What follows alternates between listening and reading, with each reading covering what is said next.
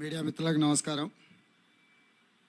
గత 10 సంవత్సరాల భారతీయ జనతా పార్టీ నరేంద్ర మోడీ ప్రభుత్వం యొక్క వైఫల్యాల మీద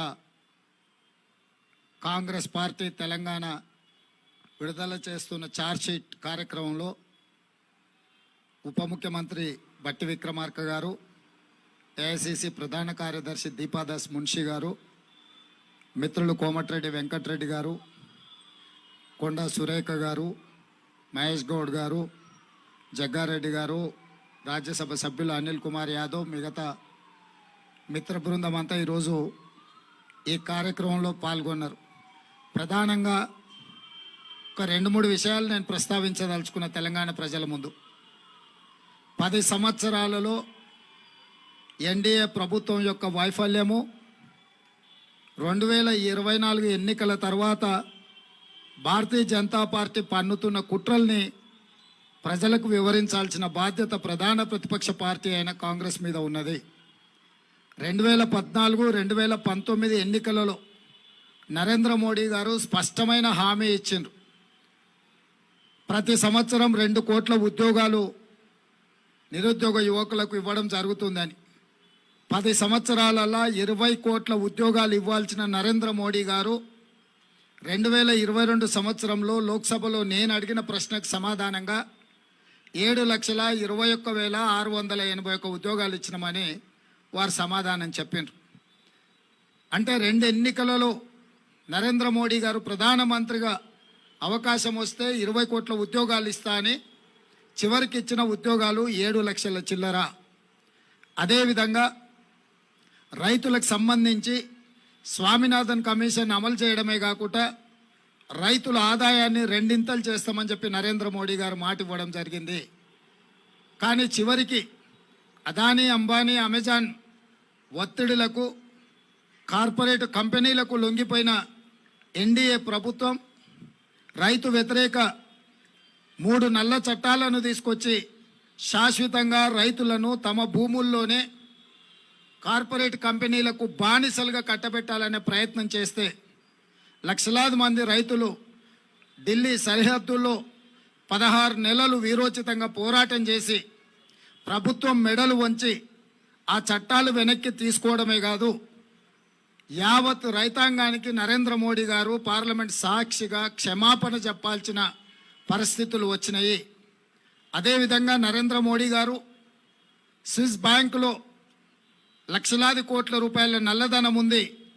ప్రధానమంత్రి బాధ్యత చేపట్టిన 100 రోజుల్లోనే స్విస్ బ్యాంకులో ఉన్న నల్లధనాన్ని మొత్తం తీసుకొచ్చి జన్ ధన్ ఖాతాలో ప్రతి పేదవాడికి 15 లక్షల రూపాయలు ఖాతాలో వేస్తా అన్నాడు. 10 సంవత్సరాలు అయిపోయింది, 10 పైసలు కూడా ఈ రోజు వరకు ఎవరి ఖాతాలో వేయలేదు.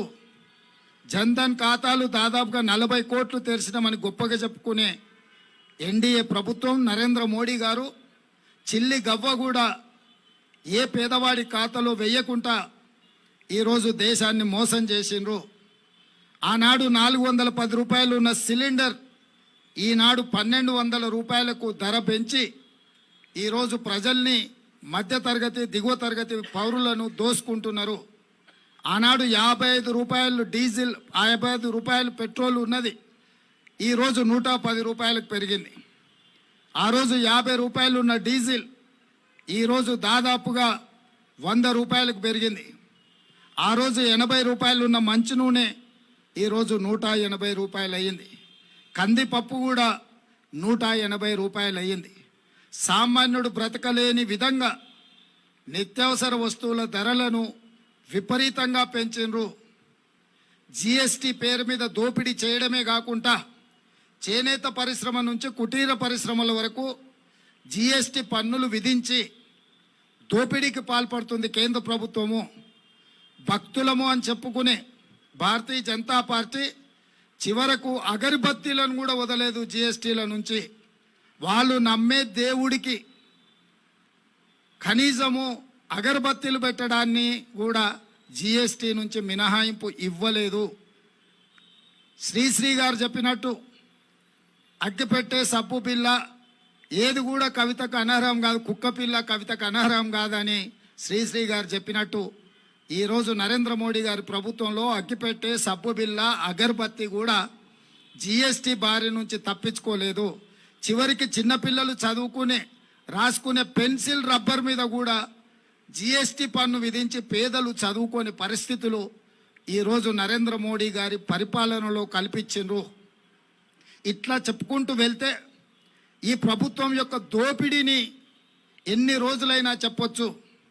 ఇదే కాకుండా ఇంకొక ముఖ్యమైన అంశం నేను గుర్తు చేయదలుచుకున్నా.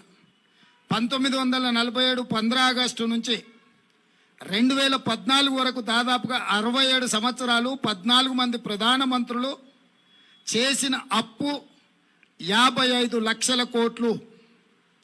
2014 నుంచి 2024 వరకు నరేంద్ర మోడీ గారు ఒక్కరే చేసిన అప్పు 113 లక్షల కోట్లు. 14 మంది ప్రధానమంత్రులు చేసిన అప్పు కంటే ఒక్క నరేంద్ర మోడీ గారే మోర్ దాన్ డబుల్, రెండింతల అప్పులు చేసిండు. ఈరోజు దేశం మీద ఉన్న అప్పుల భారము 168 లక్షల కోట్లు.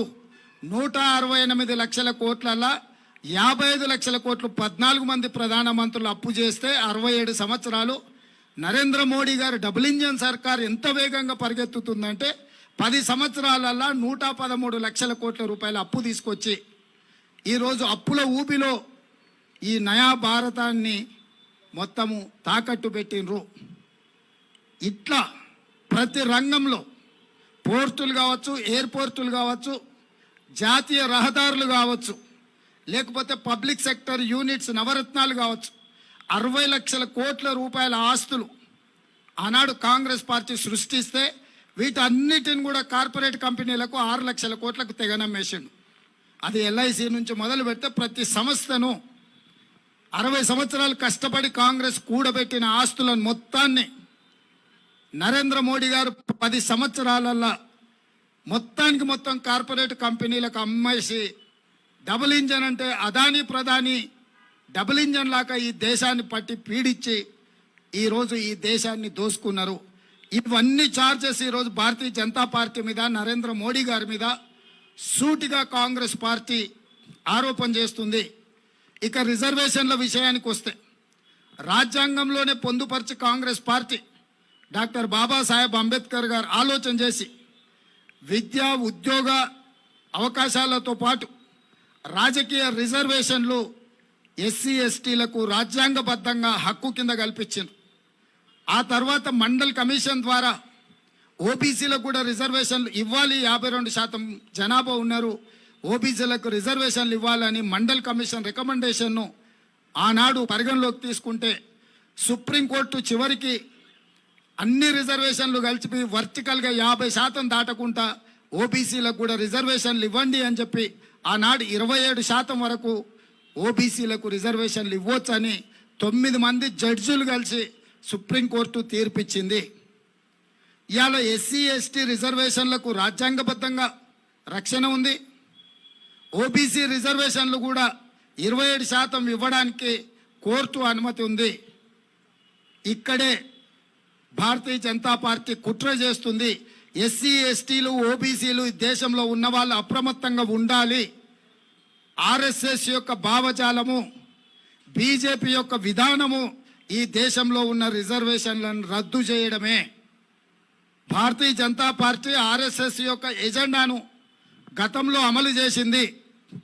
3 తలాక్ కావచ్చు, 370 ఆర్టికల్ కావచ్చు, నోట్ల రద్దు కావచ్చు, యూనిఫామ్ సివిల్ కోడ్ కావచ్చు, సిటిజన్ అమెండ్మెంట్ యాక్ట్ కావచ్చు, వీటన్నిటినీ ఆర్ఎస్ఎస్ యొక్క ఆలోచనను విధానాన్ని భారతీయ జనతా పార్టీ ఒక లోక్సభ రాజ్యసభలో అన్ని రకాల ఒత్తిడులు తీసుకొచ్చి ప్రతిపక్షాలను లొంగం తీసుకొని వాటన్నిటిని కూడా రద్దు చేసుకుంటూ పోయినరు. ఇది గత చరిత్ర మన కళ్ళ ముందు సజీవ సాక్షిగా నిలబడ్డది. 370 రద్దు కావచ్చు, నోట్ల రద్దు కావచ్చు, జిఎస్టీ విధానం కావచ్చు, కామన్ సివిల్ కోడ్ కావచ్చు, యూనిఫామ్ సివిల్ కోడ్ కావచ్చు, సిటిజన్ అమెండ్మెంట్ యాక్ట్ కావచ్చు, ఇట్లాంటివన్నిటిని కూడా ప్రతిపక్షాలు అభ్యంతర పెడుతున్న రైతు వ్యతిరేక నల్ల చట్టాలు కావచ్చు, వీటన్నిటిని ప్రతిపక్షాలన్నీ గోల పెడుతున్నా పోరాటం చేస్తున్నా కూడా ఈ ప్రభుత్వం రద్దు చేసింది. ఇక వారు రద్దు చేయకుండా మిగిలింది ఎస్సీ ఎస్టీ ఓబీసీ రిజర్వేషన్లు. వాళ్ళ ఆఖరి యుద్ధం ప్రకటించారు ఈ రాజ్యాంగం మీద. ఆ ఆఖరి యుద్ధమే ఎస్సీ ఎస్టీ ఓబీసీ రిజర్వేషన్ల రద్దు. ఈ ఎస్సీ ఎస్టీ ఓబీసీ రిజర్వేషన్లు రద్దు చేయాలంటే 400 సీట్లు కావాలి. 2/3 మెజార్టీతోని లోక్సభ రాజ్యసభలో ఈ బిల్లును ఆమోదింపజేసి అన్ని రాష్ట్రాల మీద ఒత్తిడి తీసుకొచ్చి రిజర్వేషన్లను రద్దు చేయడానికి భారతీయ జనతా పార్టీ కుట్ర చేస్తుంది. 1925 సంవత్సరంలో మొదలుపెట్టిన ఆర్ఎస్ఎస్ 100 సంవత్సరాలు పూర్తయ్యే లోపల ఈ దేశంలో రిజర్వేషన్లను రద్దు చేస్తామనే విధానాన్ని ఆర్ఎస్ఎస్ తీసుకున్నది. 2025కు 100 సంవత్సరాలు ఆర్ఎస్ఎస్ ఆవిర్భవించి పూర్తి కాబోతుంది. కాబట్టి రిజర్వేషన్లను రద్దు చేయాలన్న పట్టుదలతోని ఆర్ఎస్ఎస్ ఉన్నది. ఆర్ఎస్ఎస్ పెద్దలు చాలా సందర్భాలలో రిజర్వేషన్ల రద్దు విధానాన్ని ప్రస్తావించారు. చాలామంది బీజేపీ ఎంపీలు కూడా ఎస్సీ ఎస్టీ ఓబీసీ రిజర్వేషన్ల రద్దును ప్రస్తావించారు. అందుకే ఈరోజు మోడీ గారు మొండిగా వ్యవహరించైనా సరే 2/3 మెజార్టీ సాధించడం, 400 సీట్లు అప్ కీ బార్ 400 పార్ అనే స్లోగన్తోని 400 సీట్లు తీసుకొచ్చి ఈ దేశంలో కాంగ్రెస్ పార్టీ డాక్టర్ బాబాసాహెబ్ అంబేద్కర్ ఇచ్చిన రాజ్యాంగం యొక్క హక్కును ఎస్సీ ఎస్టీలకు ఓబీసీలకు రద్దు చేసేయాలనే కుట్ర జరుగుతుంది. ఈరోజు నేను ఎస్సీ ఎస్టీ ఓబీసీ మిత్రులకు నేను విజ్ఞప్తి చేస్తున్నా. ఈ దేశంలో కాంగ్రెస్ తెచ్చిన రిజర్వేషన్ల వల్ల కోట్లాది ఉద్యోగ ఉపాధి అవకాశాలు మీకు వచ్చినాయి. ఈరోజు బీజేపీ వాటిని రద్దు చేయబోతుంది. మీరు ఓటేస్తే ఆ ఓటు బలంతో మీ రిజర్వేషన్లు రద్దు చేయాలని ఈరోజు బీజేపీ కంకణం కట్టుకొని బయలుదేరింది. ఇదే కాకుండా ఆనాడు 52% మండల్ కమిషన్ ఓబీసీ రిజర్వేషన్లు ఇవ్వండి అని రికమెండ్ చేస్తే సుప్రీంకోర్టు ఏమన్నదంటే ఎస్సీ ఎస్టీ రిజర్వేషన్లకు రాజ్యాంగమైన హక్కు ఉంది, ఓబీసీల జనాభానే లేదు కాబట్టి మీరు ఏ రకంగా 52% అనేది నిర్ధారిస్తారు. ఒకవేళ వర్టికల్గా హారిజాంటల్గా 50% రిజర్వేషన్లు దాటాలి అంటే ఓబీసీ జనాభాలు లెక్కించండి.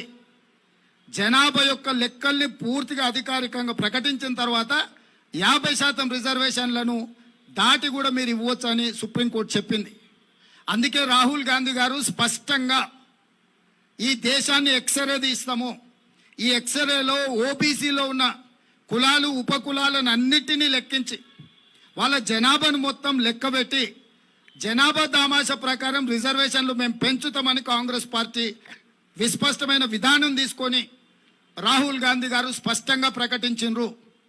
దీంతో బీజేపీ అప్రమత్తమై కుట్ర చేసి కాంగ్రెస్ ఒకవేళ అధికారంలోకి వస్తే ఓబీసీ జనాభా మొత్తం లెక్కగట్టి వాళ్ళ ఇప్పుడున్న 27% కూడా రిజర్వేషన్లు 50% వరకు పెంచడానికి అవకాశం ఉంది. అప్పుడు రిజర్వేషన్లు 50% దాటిపోయి 70-75% పెరగడానికి అవకాశం ఉంది.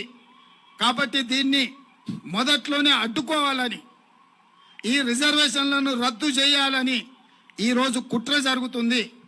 ఆ రోజు ఇక్కడున్న మీడియా మిత్రులకు చాలామందికి తెలిసి ఉండాలి, మండల్ కమిషన్ అంశం ముందుకు వచ్చినప్పుడు కమండల్ తీసుకొచ్చిండ్రు. అద్వానీ గారు రథయాత్ర తీసి దేశం మొత్తం మత విద్వేషాలను రెచ్చగొట్టి 2 జాతుల మధ్యలో పంచాయతీ పెట్టి మండల్ కమిషన్ అమలు కాకుండా ఆ రోజు బీజేపీ అడ్డుకున్నది. ఆ రోజు చాలా మీడియాలలో ప్రస్తావన వచ్చింది మండల్ వర్సెస్ కమండల్ అని. ఈ రోజు కూడా రాహుల్ గాంధీ గారు ఓబీసీ జనాభాలను లెక్కించి వాళ్ళ నియామకాల విషయంలో వాళ్ళ నిధుల విషయంలో స్పష్టమైన గిరి గీయాలని ఏదైతే అనుకుంటున్నాడో, ఎస్సీ ఎస్టీ రిజర్వేషన్లు ఇచ్చి అమలు చేసిన కాంగ్రెస్ పార్టీ ఇప్పుడు ఓబీసీల పక్షాన నిలబడడంతో బీజేపీ కుట్ర చేసి ఈ ఎన్నికల్లో కాంగ్రెస్ మీద విష ప్రచారం చేసి ఎట్లయినా నెక్కి రిజర్వేషన్లను రద్దు చేయాలనుకుంటున్నారు. అందుకే ఈ రాష్ట్రంలో ఉండే ప్రతి ఒక్కరికి నేను విజ్ఞప్తి చేస్తున్నా, ముఖ్యంగా ఎస్సీ ఎస్టీ మైనారిటీ ఓబీసీలకు, బీజేపీకి మీరు వేసే ప్రతి ఓటు మీరు రిజర్వేషన్ రద్దు కావడానికి ఉపయోగపడుతుంది. బీజేపీ ఒక్క సీటు గెలిచినా మీ హక్కులను కాలరాయడానికే ఆ బలము ఉపయోగపడుతుంది. మీరు ఆలోచన చేసి నిర్ణయం తీసుకోండి. ఇవాళ మరి రిజర్వేషన్లనే రద్దు చేయాలనుకుంటున్న బీజేపీకి కొంతమంది వర్గీకరణ విషయంలో పోరాటం చేస్తున్న వాళ్ళు ఏ విధంగా మద్దతు ఇస్తారో నాకైతే తెలీదు. అసలు ఉన్న కొండ నాలుకకు మందేస్తే ఉన్న నాలుక ఊసిపోయిందని మీరు తాత్కాలికమైన స్థానిక రాజకీయ లబ్ధి కోసం ఏదైనా మీరు బీజేపీకి మద్దతు ఇస్తే ఇది 100% రిజర్వేషన్ల రద్దుకు దారితీస్తుంది.